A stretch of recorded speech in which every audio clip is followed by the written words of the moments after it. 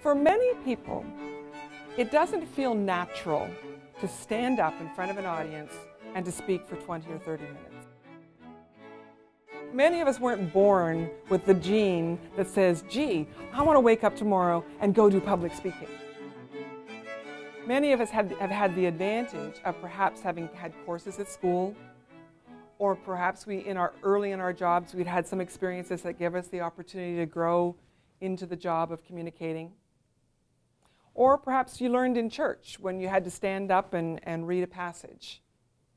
There are lots of places where you may have been able to gradually acquire the skill, but most of the clients I work with don't wake up in the morning and go, woohoo, I want to go and speak to a big audience today.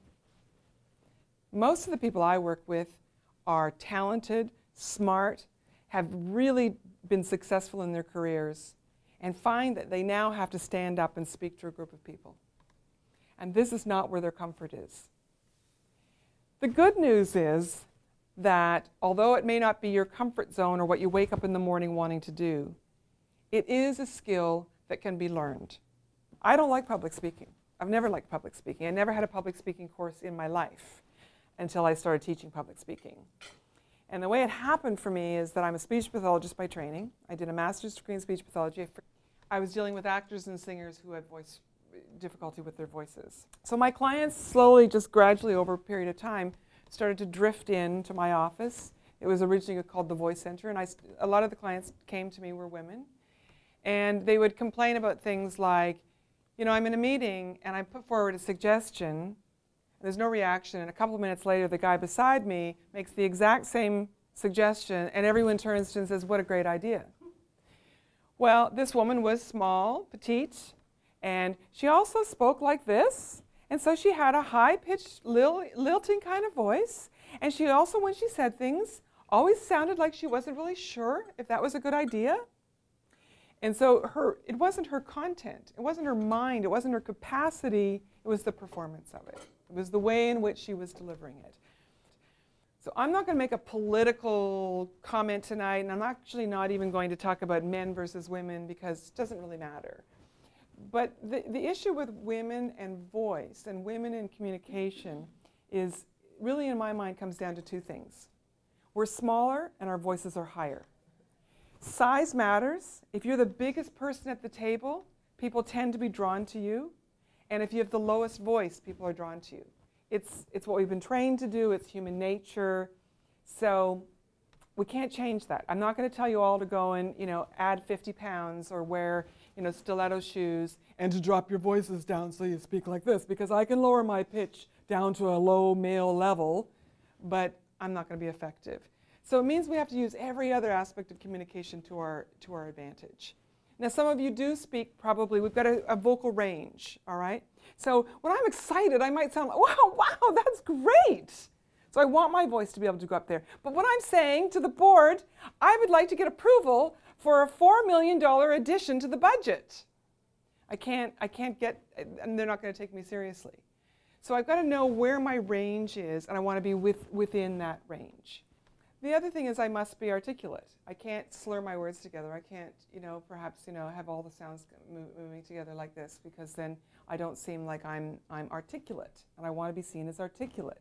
Now, there's plenty of men out there that aren't articulate, but I go for what I call the low-hanging fruit when it comes to this stuff.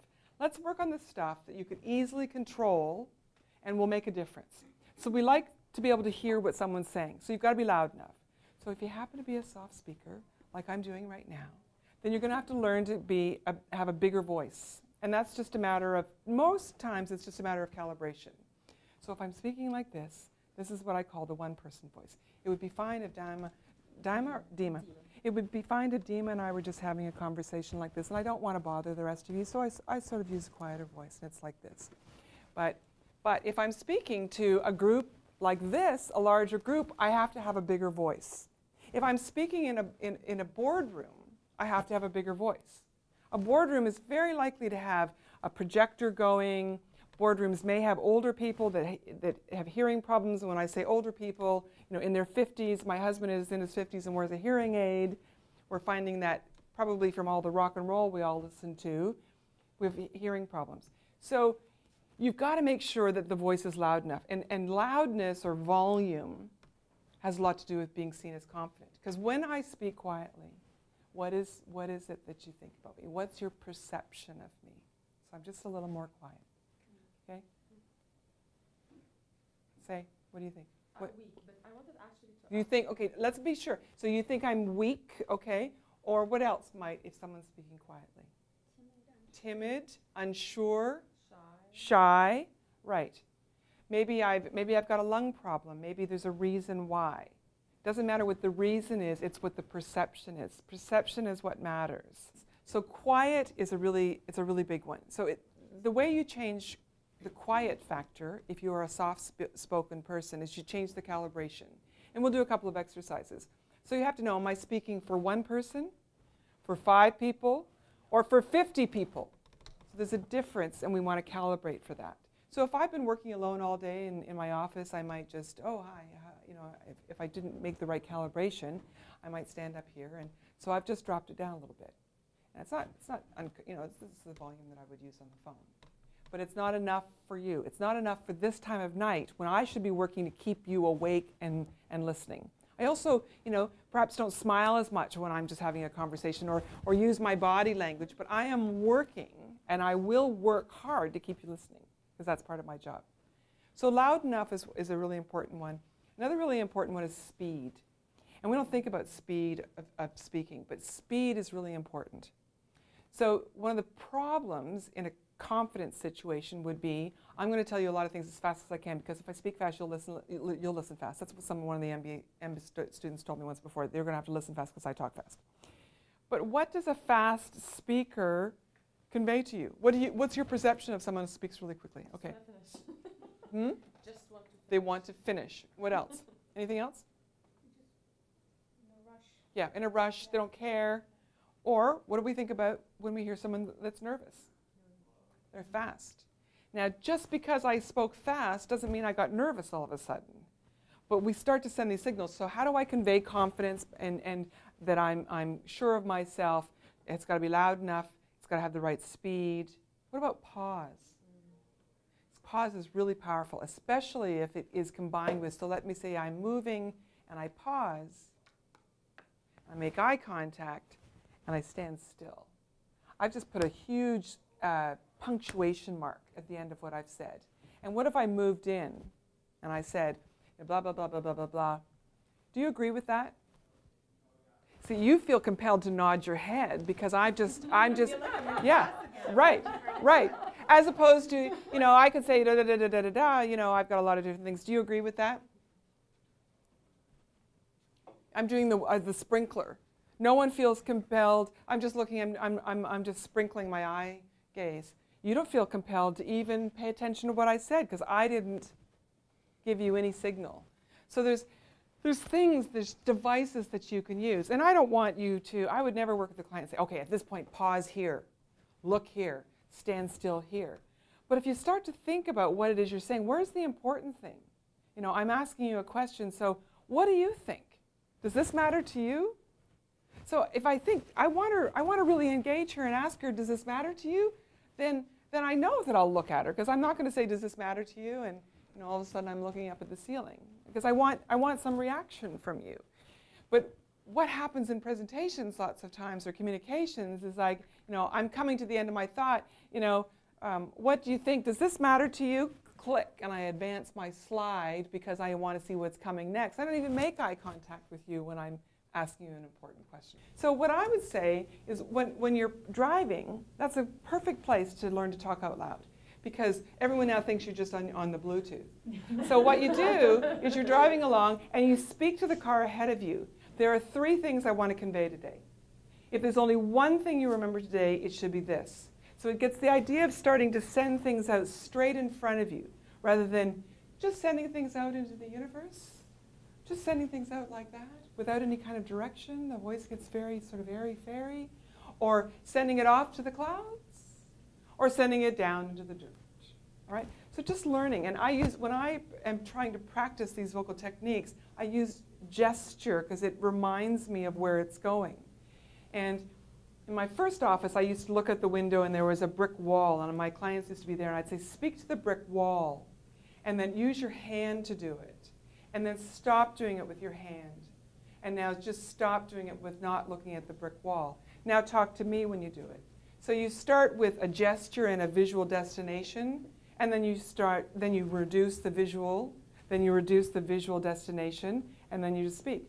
We had a client many years ago who was Korean, and he was in our office, and he said when you were speaking to someone important, you always stood up on the phone. And I love the technique because you just get something, you know it's important, you're speaking, and it stops that, hi, it's Elizabeth here, it's, yeah, oh, yeah, Emerald, yeah, talking down into the phone. So, hello, it's Elizabeth here. So when you stand, there's that energy. And I would stand and I would look at the brick wall if I was practicing this to see if I would do it. So standing was odd for me because I knew something was different. Had the phone in my hand, and then I had a visual destination. And I would actually try and use my hands if I was trying to practice this technique of looking up and looking out, sending my voice out.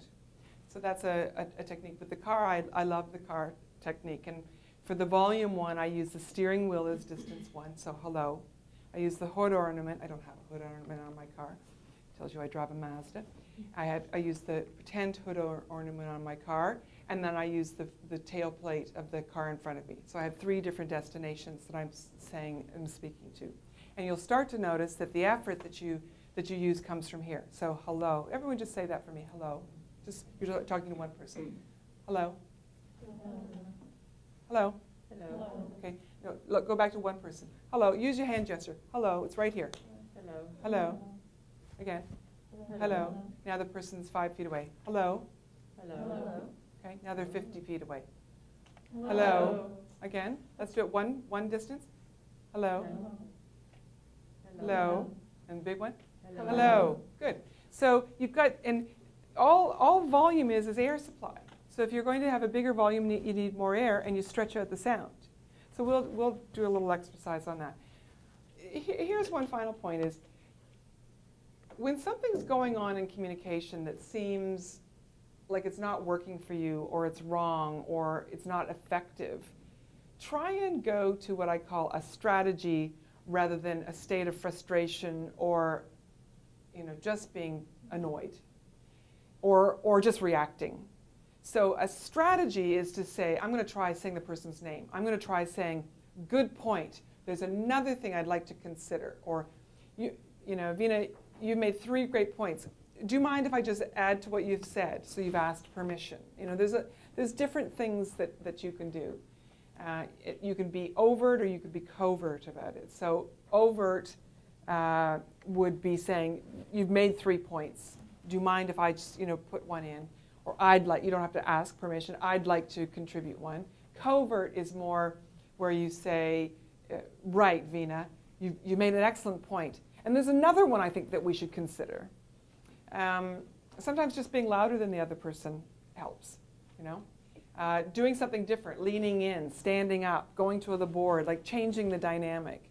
The best way for you to continue this skill is to go out and become much better observers.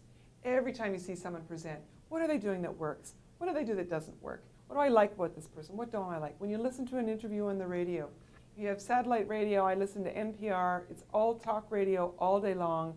Terry Gross is a fantastic interviewer. John Gomeshi is a fantastic interviewer. There's all sorts of television shows where you can listen to things. Become a really, really good observer and make this an active skill, and that's how you'll get better at it.